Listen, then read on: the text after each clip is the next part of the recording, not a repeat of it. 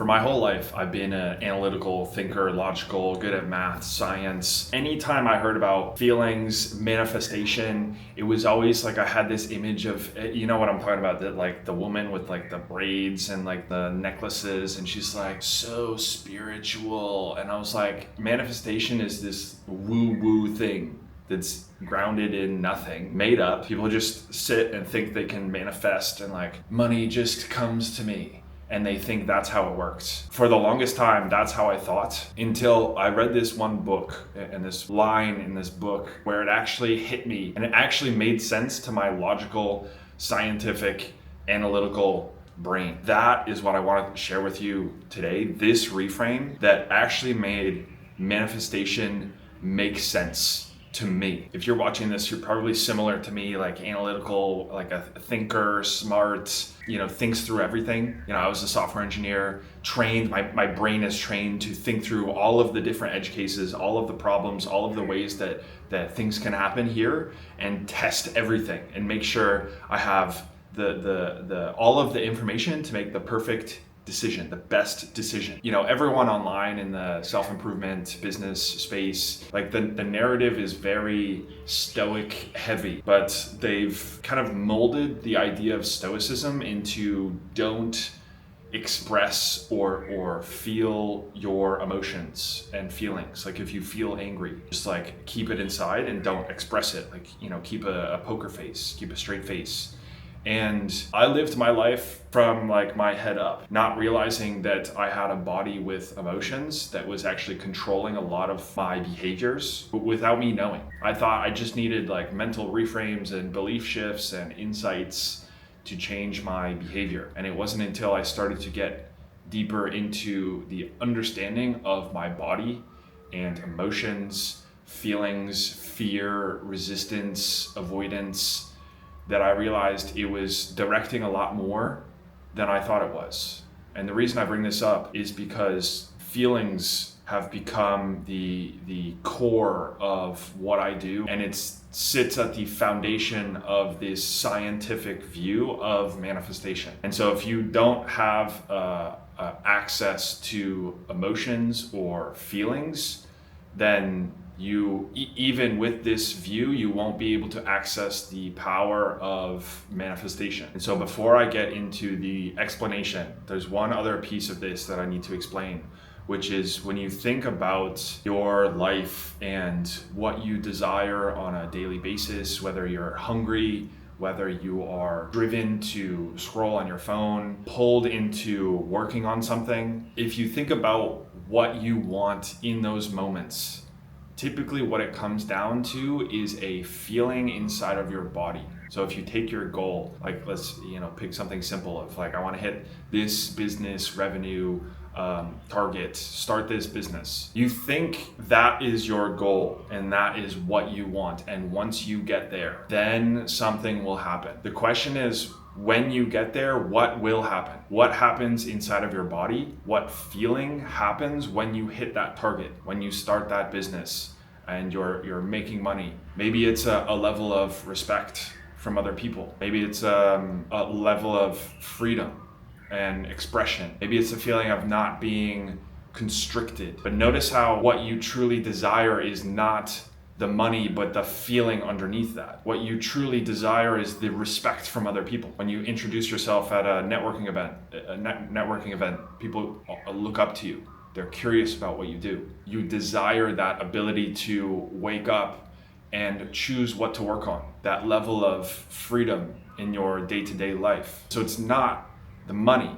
This is what I didn't understand until this reframe. It's not the goal. You don't desire reaching the top of the mountain. You desire the feeling on top of the mountain, what it feels like to be there and have achieved that, the person that you are. And so now this description of manifestation, if what we truly desire is not the thing, the car, the money, the job, the title, but actually how it makes us feel, the respect from other people, the level of freedom, that level of expansive warmth, of impact that we're making on someone else's life.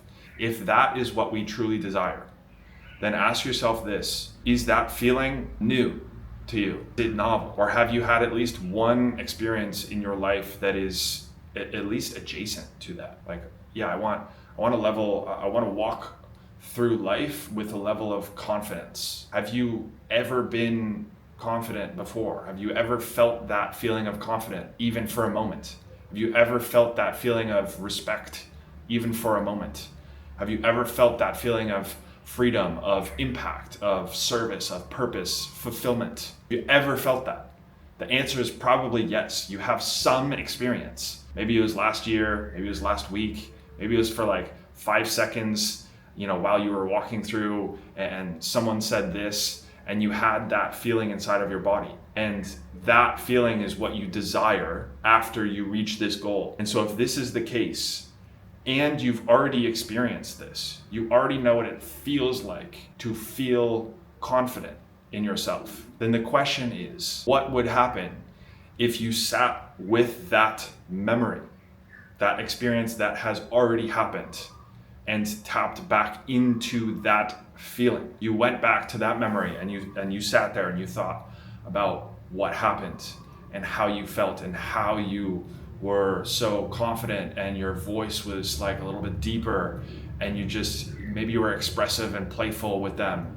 And then notice what happens in your body, because your brain can't tell the difference between reality and a visualization. So notice what happens in your body when you re-experience that memory. Maybe you become more confident. Maybe you feel a little bit lighter and maybe your shoulders come back. And notice how you've tapped into that feeling already. And maybe you're picking up what I'm putting down here. If you can access the feeling that you desire from your goals already, then now you can walk through life having already experienced what it feels like to achieve your goals. And is this not what manifestation is? So I used to think manifestation is this like woo-woo, let me just sit here and like manifest clients to me. But if what I truly want is to feel valued and respected and worthy and seen, I already know what that feels like from getting clients. So why don't I just sit here, tap into that memory of feeling worthy, valued, respected, and now I feel it. And this is why awareness of your felt experience, physical sensation, is so important. Because if you can't tap into this feeling, then you don't have access to what you truly want. You think it's the car. You think that is what you want. It's not what you want. And so if I can sit here and go, I feel valued, not because I'm delusional, but because I'm remembering an experience of when I felt valued. And now I feel valued and worthy. And so I can leave my guest house here and I can walk through life with this level of abundance and confidence in myself. And now, and this is where people get into like energy and vibration and like your frequency, but just logically, you already have what you want. You already are experiencing the feeling of what you want. Imagine what happens when someone comes to you and they're like, hey, what do? You're coming from a place of overflowing of abundance, and not this place of like, I need clients. I need that business like revenue target. I need that car. You already have it, because literally in the micro, you have experienced the feeling, the physical sensation of what it feels like to be there. You're already there. So how easy is it now to get what you want? Because you already have it. And that is the reframe that made all of this make sense to me. And now how I actually use this is I think and tap into feelings a lot more, visualizations, meditations, becoming aware of the physical sensations in my body, what feelings are occurring. Sometimes if I feel off, I'll tap into what's going on in my body. What am I feeling? What does it need? What is it afraid of? And then I can intentionally visualize what it feels like to be the opposite, what it feels like to feel loved, seen, respected. And that like physically changes how you experience life. So from one analytical, skeptic, mathematical, scientific, logical thinker to another. This is the reframe that made sense to me. And it was inspired by this book called Outsmarting Reality by Nero Knowledge. And I took that idea and started to apply it to my life and started to apply it to my goals and realized I'm a lot closer than I think I am. My goals are not that far away. And so I hope this is valuable for you as well. I'll see you in the next one. Peace.